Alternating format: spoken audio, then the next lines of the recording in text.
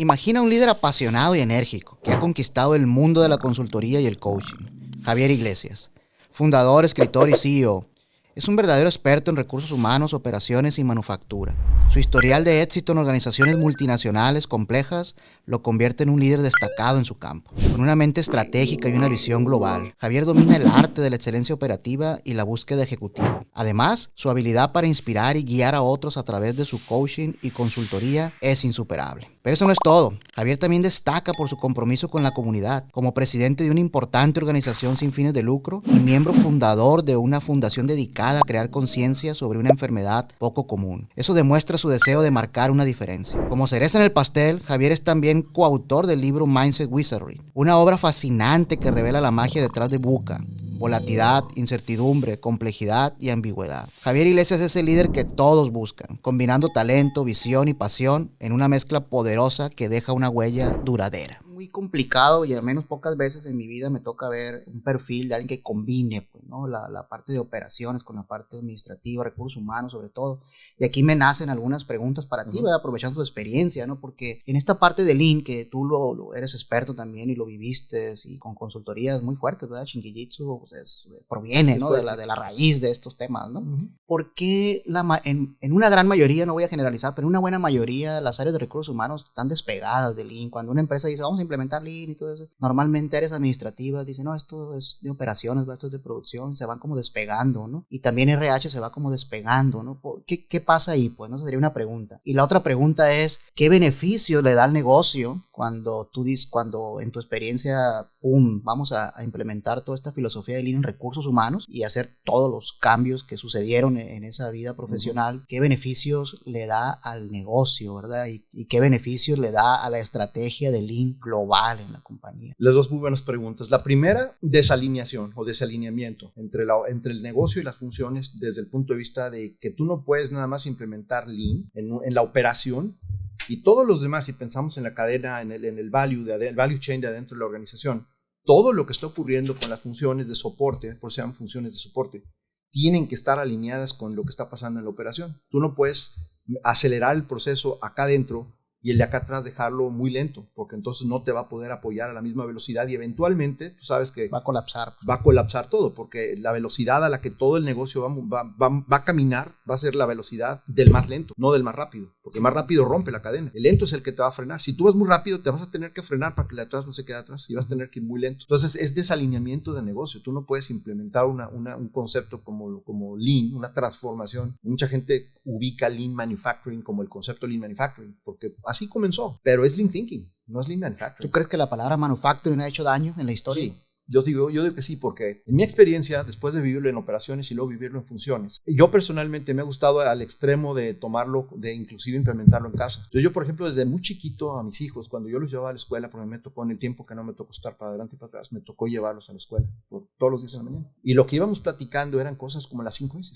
Y los 5 S a los 5 años de mi hija, ya hablaba, ya te decía ella, Seiso, Seito, Seiketsu, Shitsuke, te decía los nombres en japonés, no nada más en español o en inglés, te los decía en japonés. Y sabía qué significaba. Ella sabía que cada Navidad ella tenía que hacer las 5 S y ver qué regalos, qué juguetes, qué estaban buenos y no iba ya a usar, porque Santa venía con juguetes nuevos. ¿Qué les vas a donar a la gente que no tiene, que tiene que ayudar? Entonces mis hijos aprendieron a arreglar sus cajones, a no tener de más, a siempre estar pensando en cómo ayudas o cómo das o cómo desprendes todo el rollo, usando los conceptos en casa también. Entonces, el punto por lo que lo digo es porque si acuñamos un término como Lean Manufacturing, lo estás etiquetando a manufactura. Exactamente. Entonces, pues, cuando tú vendes la estrategia, vamos a implementar Lean Manufacturing en la organización, pues las funciones dicen Lean Manufacturing. Pues yo no soy manufactura, exacto. yo me voy para allá. Me hago un ladito, Y ¿no? entonces se empiezan a separar. Cuando esto empieza a moverse y dicen, oye, empieza a reaccionar tú, recursos humanos, finanzas, sistemas y y no vas a la par, pues entonces va a fallar tu implementación, porque no la vendiste como Lean, un Lean Transformation, no Lean Manufacturing. Pues sí, entonces, yo creo que eso comparto contigo, ¿no? Creo que sí le ha hecho daño en la historia, ¿no? A mí me gusta usar la palabra Lean Enterprise cuando pues, estoy en estos temas, ¿no? Por lo mismo, ¿no? Y por eso me interesaba mucho tu opinión, porque con esta experiencia vivida en recursos humanos, dices tú, caray, ¿por qué muchas empresas que uno ve, esas áreas, pues esto no es mío, se van ¿verdad? quedando atrás Esto porque no no sienten pertenencia, no sienten que les pertenece. Y además de eso no están encontrando el valor que les va a dar al departamento, ¿verdad? Que es la parte que tú hiciste, que era la otra pregunta, ¿verdad? Ese valor que le da al departamento, primero cómo ayuda al propio departamento, claro, a la propia administración, a todo el equipo de colaboradores dentro de recursos humanos, y después cómo beneficia a la compañía, ¿verdad? Y a la operación, etcétera, porque son engranes, como bien lo dices, ¿verdad? Y si me voy quedando atrás, pues qué onda, ¿no? Lo que pasa es que pasa lo siguiente, y tú dijiste la palabra valor ahorita, es bien importante partir de ahí, porque cuando piensas en Lean, tienes que pensar en valor automáticamente, quitas desperdicios, lo que haces es darle más valor a lo que estás haciendo, le quitas toda la carga que no necesitas, te ayuda con velocidad, lo haces más rápido, etcétera. Pero cuando pensamos, por ejemplo, específicamente en recursos humanos, la mentalidad viene de la siguiente forma, tú comienzas por evaluar ¿cuál es el valor que le aporta al negocio y a la organización recursos humanos? Pero lo interesante, ahí es donde viene el primer cambio. Tú no lo haces internamente, no lo haces de adentro hacia afuera, lo haces de afuera hacia adentro. Porque tú no puedes pensar como función de recursos humanos que estás haciendo la transformación de adentro hacia afuera, porque afuera tienes clientes, ahí están los clientes, están afuera, no adentro. Entonces, si tú haces las cosas adentro pensando en lo que estás haciendo adentro y no tomas en cuenta al cliente, vas a tronar. Entonces, tienes que primero encontrar la definición de valor para la organización y por lo tanto, cómo le aprueba recursos humanos, cómo le agrega ese valor y alineado con la organización, por supuesto. O sea, es lo importante. Porque recursos humanos es una de las funciones, igual que finanzas, más importantes en cuanto a apoyar a la dirección general de la organización a moverse en la dirección y a la velocidad correcta. Pero si tú no le traes a la mesa, al staff de los directores, los temas correctos como recursos humanos, pues no estás contribuyendo, te van a dejar fuera de la mesa de discusión. Entonces empiezas con eso, empiezas con el valor. Y luego empiezas, bueno, el contexto en el que opera el negocio, es el contexto en el que yo como recursos humanos tengo que proponer la función. Entonces tomas en cuenta las 6 dimensiones, social, tecnológica, ecológica, política, económica y demográfica. Y luego si le sumas a eso el concepto de que el mundo está con mucha volatilidad, incertidumbre, complejidad y ambigüedad, lo que se llama VUCA, métele a las 6 dimensiones las 4 variables de VUCA, y ahí te encargo las permutaciones y combinaciones de impacto que vas a tener si no lo tomas en cuenta. Entonces, recursos humanos tiene que planear de afuera hacia adentro el valor, el contexto en el que opera, quiénes son tus stakeholders, como se le dice, quiénes son tanto internos como externos, a quién sirve recursos humanos, empezando por afuera, quiénes son clientes, quiénes son las comunidades, quiénes son los inversionistas. Sí. Y luego también la parte interna, quiénes son los empleados, los directivos del consejo, etc. Y luego te vas a la siguiente capa de información o de importancia, en este caso, es decir, bueno, ahora, ¿qué es lo que aporta recursos humanos a la mesa? 3 temas, talento, organización y liderazgo. Y luego, ¿cómo lo hace? Ya te metes a la estructura física, ya te metes a las políticas, procedimientos y prácticas, ya te metes a las competencias y te metes al cómo mides el resultado y el éxito, que sería lo que es los analytics de la función. Esos son los elementos que tienes que usar. Entonces, cuando tú diseñas una función de recursos humanos con los conceptos y filosofía Lean, usando ese enfoque de afuera hacia adentro, es como el impacto es más fuerte. Aquí tenemos un público de profesionistas jóvenes en Zenkai que nos siguen y nos ven, etcétera. ¿Cómo me convierto en talento para la industria? O sea, yo estoy arrancando mi carrera, estoy en mis primeros 3 años de profesión y ya ves que me quiero comer al mundo en esa edad, ¿verdad? Y ando por aquí, por acá. Pero si pienso como hacia adelante, yo mismo como persona, digo, en 10 años yo quiero ser un talento para la industria o para cualquier industria. ¿Cómo me convierto en talento?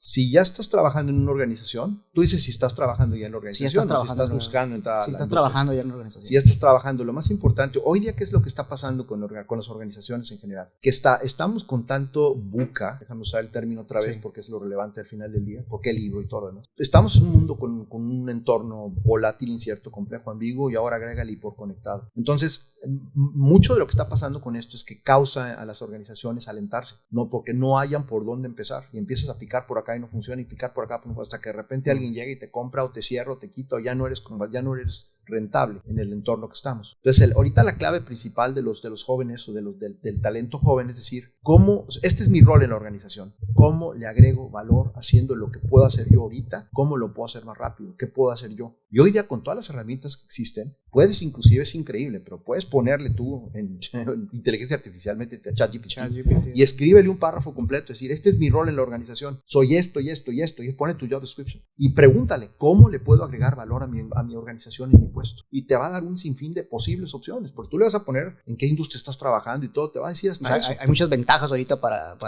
pero lo importante es, como dicen por ahí, tú tienes 2 opciones. Inteligencia artificial es una ola, tienes 2 opciones, o te subes a surfear la ola, o te esperas a que el lado te reviente, te revuelque y a ver si sales vivo. 2 opciones. Entonces ahorita la parte del talento es ¿qué hago para subirme a la ola? No para esperar a que me reviente. Entonces necesitan ser más proactivos y tienen los elementos.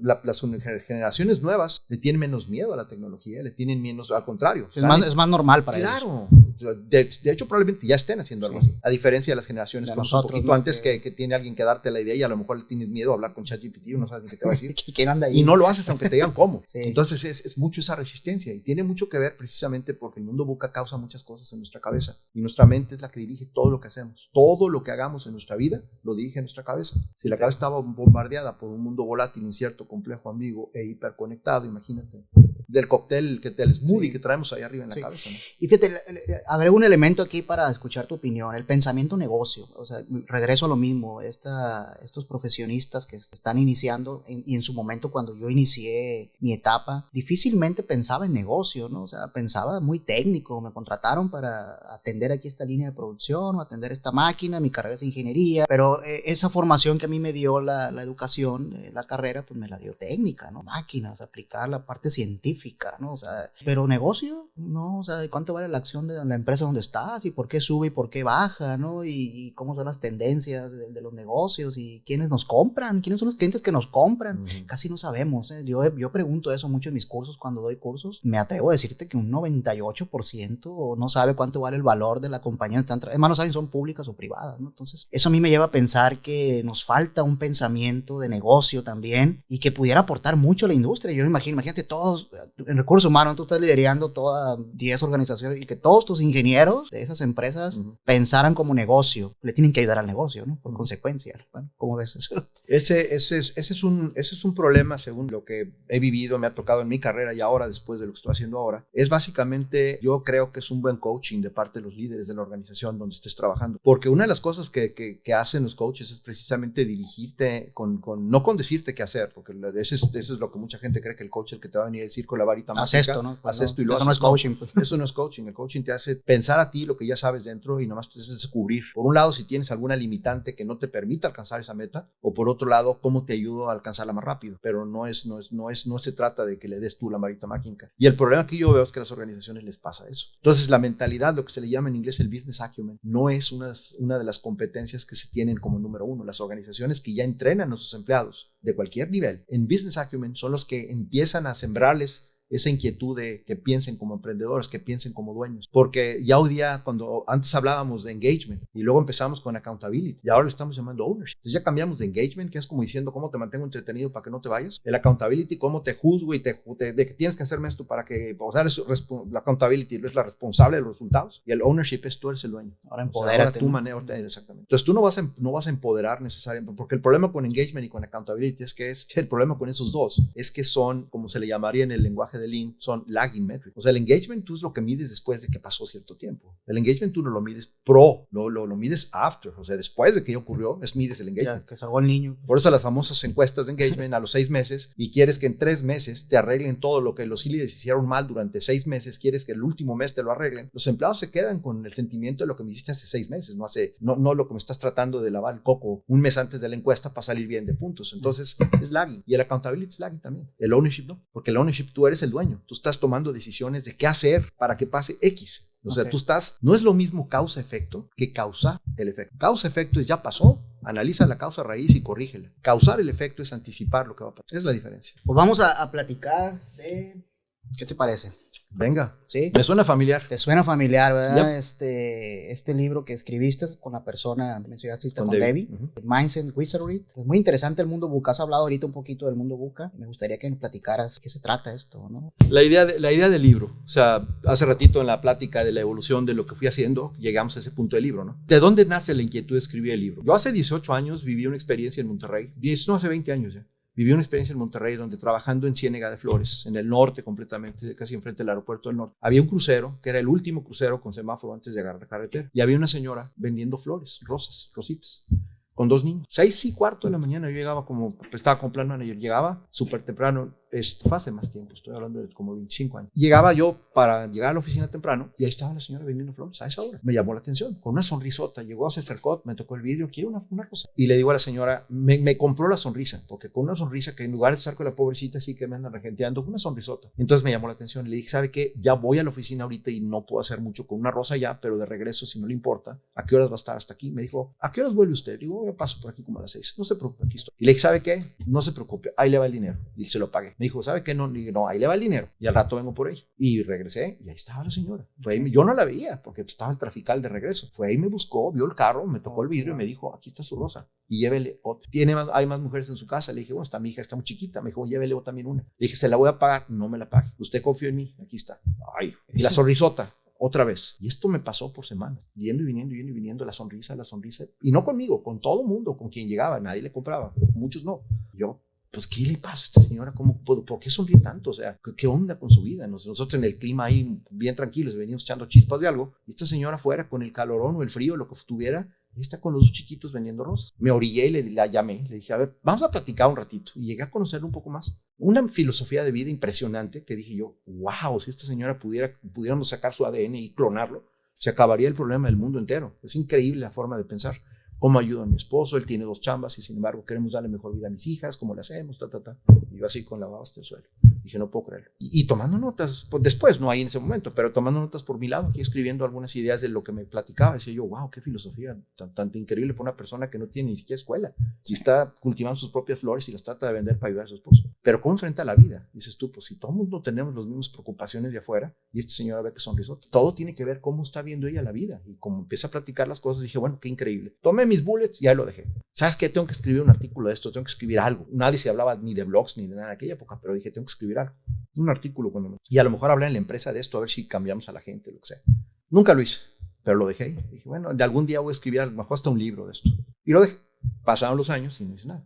Me regreso al 2019, principios del 20, y me encuentro con Debbie y salimos con la idea de escribir sobre Buca. ¿Por qué salió la idea de Buca? Porque cuando estaba yo empezando a trabajar con el otro socio del negocio de reclutamiento ejecutivo, no empezaba a entrar el COVID en ese momento. Y perdón, para las personas que es nuevo este término de Buca, si nos vamos a ampliar sí, bueno, el Buca, significado de las siglas, ¿no? Me anticipo tantito. El Buca es un acrónimo que significa volatilidad, incertidumbre, complejidad y ambigüedad. O sea, la U es en inglés es uncertainty, exactamente, viene de inglés uncertainty. Okay. Si no sería VICA en español. Entonces, básicamente, este socio me dice, oye, ¿qué hacemos? Porque ahorita con el COVID muchos de los clientes están teniendo problemas de cuestiones emocionalonas y no saben qué onda con los reclutamientos. O sea, ¿qué hacemos como para ofrecerles un servicio extra? Ahorita que no estamos reclutando, vamos a ofrecerles algo. Lo platicamos, pero no hacemos un webinar. Entonces dijimos, ¿sabes qué? Vamos a hacer uno. ¿De qué crees que podamos hablar que sea algo que les llame la atención? Y le digo yo, Warren se llama, le digo, Warren, oye, deberíamos de hablar del término Buca. Y yo me acordaba de Buca porque yo había estudiado el término con David Ulrich un poco tiempo antes atrás y en sus libros hablaba de Buca y que me encanta el tema, me acuerdo del término, lo usé un tiempecillo, pero también se fue quedando, perdió impulso el término. Pero en ese momento me acordé y le dije, lo que estamos viviendo ahorita, le digo a socios, lo que estamos viviendo ahorita es exactamente un mundo Buca. Y le digo, ¿sí sabes lo que es? Y me dice, no. Le dije, a ver, espérame, tú eres militar. O sea, de ahí nació, ¿no? Y ahí nació el término. Sí, el término nació a finales de la Guerra Fría, en el finales de los 80. 87, ¿no? Por ahí, entre 87 y 89 es cuando termina esto. Y básicamente todo lo que Estados Unidos había, así estrategia bien planeada y efectiva, de repente se cae todo el burlote con la guerra y perdieron totalmente todos los elementos y ahora todo empezó volátil, incierto, nada que tuvieran control. Entonces, para planear en una condición, una estrategia en un mundo así, no está tan fácil. Entonces le digo a Warren, le digo, ¿y por qué no hablamos de esto? Entonces habla él con su otro socio y nos ponemos de acuerdo y entonces hablamos del término, o sea, metimos el término Buca dentro de la webinar que íbamos a dar con otros temas, pero metimos Buca y yo lo di. Pues tuvo muy buena respuesta. Inmediatamente empezó todo el mundo a preguntar qué onda con eso y podemos saber más y cómo, etcétera. Y dije, ¿sabes qué? Voy a escribir un blog. Entonces escribí un blog de la organización más extenso sobre el tema y me nació la inquietud.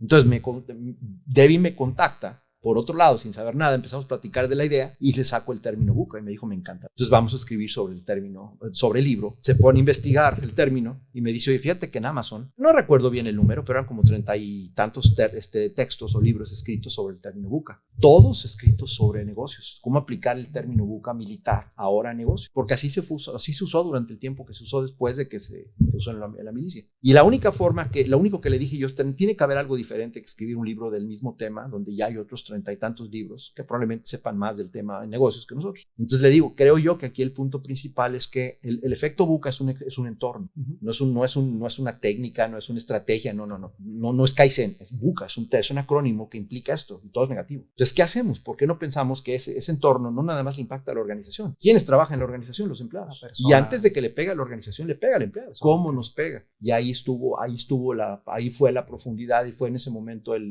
como se dice, el elemento que destapó, hace cuenta fue el trigger, ¿no? Sí. Decir, ¿sabes qué? Ahí está, el Kanban, ahí está, este es el que necesitamos, el gatillo que necesitamos poner, porque no hay ni un solo libro que hable de esto. Entonces el libro tiene enfoque fuerte en la persona, es decir, este concepto de VUCA, de volátil, nos pega incierto, primero a nosotros complejo, que antes, exacto, antes ambiguo, que nada más. O sea, para ti, pues para persona, y por consecuencia le va a ayudar al negocio.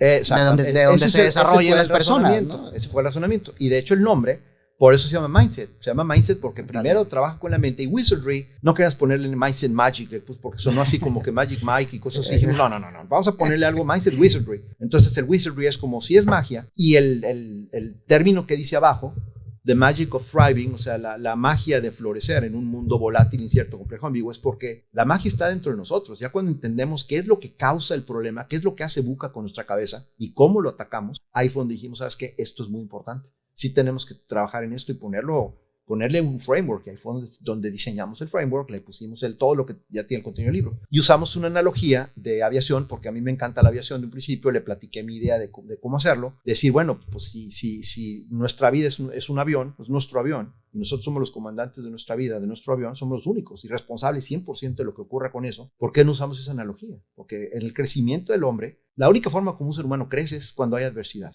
Si tú no enfrentas adversidad alguna vez de tu vida, no vas a crecer nada, te vas a quedar chiquito. Entonces la adversidad es lo que nos hace crecer como seres humanos y no nos hagamos patos. Si pensamos en los elementos importantes de qué es lo que hace que un ser humano tenga sentido de pertenencia, tenga sentido de contribución, en pocas palabras tenga sentido de vida, es que pueda dejar un legado de algo, que pueda ser significante para algo, que pueda ser apreciado por alguien. Y la única forma que tú puedes hacer eso es cuando tú diriges tu vida de una forma que hagas eso. La pregunta es ¿cómo le haces para vivir una vida plena? De tal forma que no llegues al final de tu vida con remordimientos y con arrepentimientos de ojalá hubiera hecho y ojalá hubiera hecho. Y no hice, ¿por qué? ¿Por qué? Y en el por qué viene este concepto. ¿Por qué? Porque el mundo VUCA que no va a parar, no va a calmarse. No, nunca, va a hacerse cada siempre va a haber cambios. Y ahorita yo creo que vivimos más cambios que en la época cuando surge el concepto. No, es que el término era militar y era estrategia. Y luego los negocios lo aplicaban a la empresa. Pero ahora cuando lo aplicas al ser humano, los cambios son increíbles. Es bien diferente. Hay mucha ciencia atrás de eso y es por lo que salió un libro. Al principio pensamos que es un libro de 100 hojas y acabamos con más. Y eso que es todo, 200, ¿no? Estamos trabajando ya el 95% de la segunda parte de esto, que es un cuerno de trabajo que acompaña Ya vamos como el 95, pero es precisamente porque implica mucho. No es mucho, no es que sea mucho, muy profundo. No estamos hablando mucho de neurociencia, muy profundo de neurociencia. No, son cosas que son trucos, más que nada, que por eso la magia está en ti, porque muchos son trucos que tú puedes poner en práctica si alguien te hace la observación del truco. Y ahí es lo más importante y lo más valioso. Es un libro de autocoacheo. Bien, pues vamos a ir cerrando aquí, Javier, esta plática. Aquí nos podemos ir más tiempo, horas, yo creo, platicando. Más de libro, nos podemos echar 2 horas. Yo creo claro. Que muy interesante.